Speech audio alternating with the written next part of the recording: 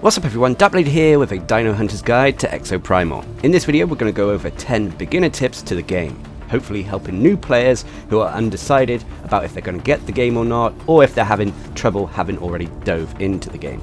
Now these tips are in no particular order, these are just some aspects that I feel could be useful for newer players. So first of all, let's talk about the game modes. Now at the time of this video there is really only one game mode in the game that is selectable. However, there are a few unique game modes that occur throughout the course of the game's story, as well as in the future we are getting new additional game modes added. Now for the most part you will be taking part in a mode called Dino Survival. This basically pits two teams of 5 in a race to the finish, killing waves of dinosaurs and completing other missions along your way. Now apart from the first mission and 1 or 2 select missions as you go through the game's story, Dino Survival can be modified to be PvP, random or PvE. Now what this means is that during the last mission of Dino Survival, if you've selected PvP, then there'll be an encounter with the opposing enemy team. However, if you choose PvE, the final mission will remain a PvE encounter, with the only form of PvP being the timer against the opposite team.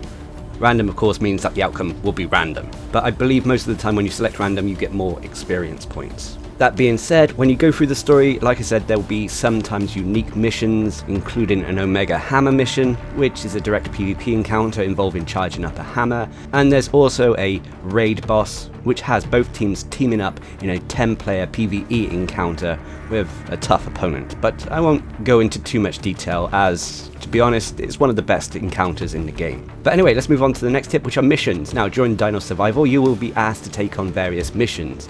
These include things like culling a certain amount of dinosaurs, hunting down a specific dinosaur target, defending an area, which for the love of God, if you are defending an area, please stay in the designated zone as it makes the timer fill up faster. So whilst it's tempting to go out of the zone and hunt down dinosaurs, that is not what the mission is all about. And to be honest, it means that your team will probably lose and end up getting chomped. So stay in the area. You'll also notice as well during Dino Survival, especially during the Dino Cull missions, there's a certain number of required targets to be killed.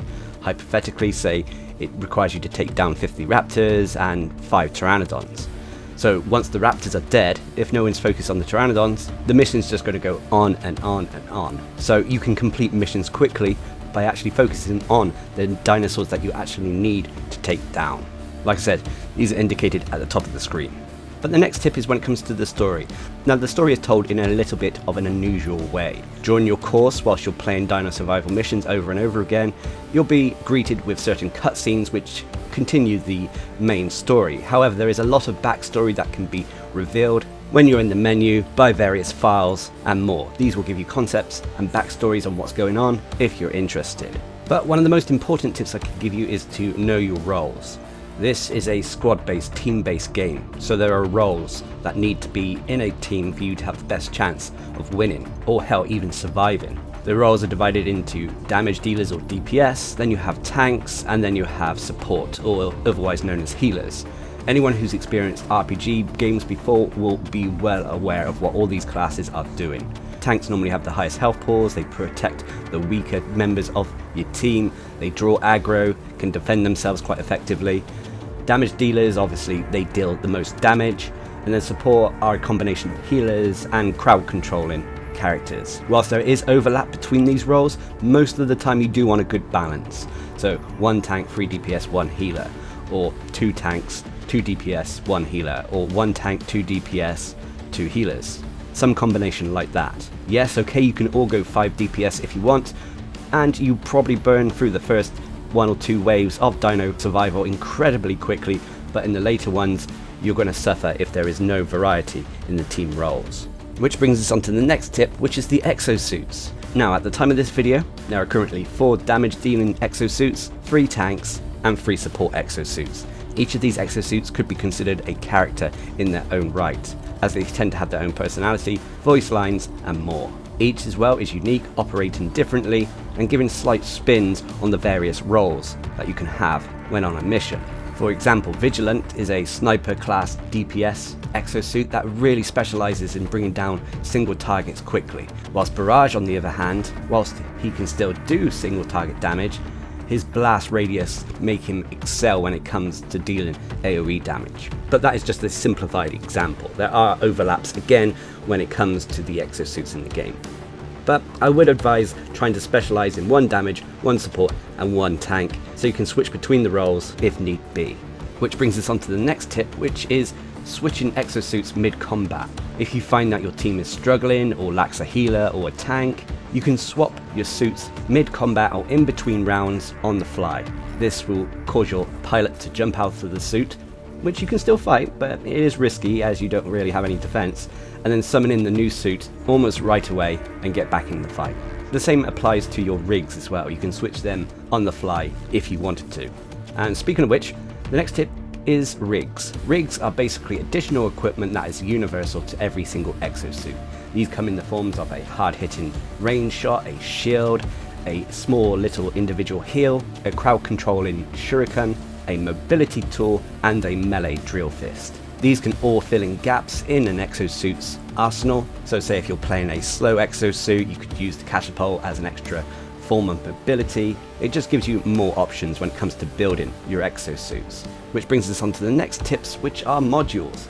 Now modules, as well as rigs, are the main way that you create builds in Exoprimal. And whilst they're not the most in-depth of build constructions, they can allow you to specialize in certain aspects of your exosuits.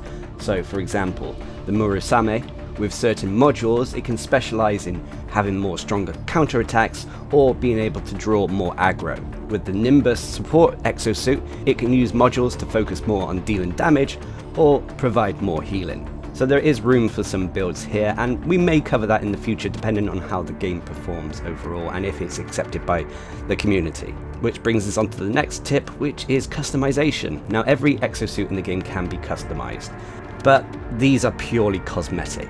And this is where the war chests or loot boxes come into play, as well as the battle pass. But to be honest, these are purely optional. You don't need to involve yourself in these too much whatsoever, and they will be earned just through playing the game, to be honest. But they allow you to customize the skin of your exosuit, as well as the weapons, your radio menus, and more. Which brings us on to the final tip, which is the dinosaurs themselves. Now I'll have a dedicated video, hopefully, going over each of the dinosaurs. But as you progress through the game, you'll start to notice more and more dinosaurs show up. This is as you increase your player level. The dinosaurs start becoming tougher, they become more difficult. For example, at the start of the game you may only experience Carnotaurs, Raptors and Pteranodons, whilst you level up you'll start experiencing Pteranodons, Stegosauruses, so on and so forth. So there is quite a wide range of dinosaurs to take on, and they each have different ways of attacking our exosuits, so learn what each one does and how best to tackle it. Remember as well, there is also the Dominators, which allow our players to take control of a dinosaur and interrupt the enemy team, and I would strongly advise, if you only have one tank and one support, for those players not to take the Dominator, as this will leave your team without a key role. And when it comes to the enemy team using a Dominator on you, maybe hold off on one or two overdrive moves to best counter the enemy dominated dinosaur. And so, those are 10 beginner tips to Exoprimal. Hopefully they help, maybe tantalize you into trying out the game. I will have a review on Exoprimal coming out soon. I do have both negative and positive things to say about it, but regardless, like I said, I hope this video helps, especially if you have picked up the game and you're a little bit lost at what to do. So, until next time, I've been Darcblade, bringing you a beginner's guide to Exoprimal. Hope you enjoyed the little video, thanks for watching, subscribe and like for more.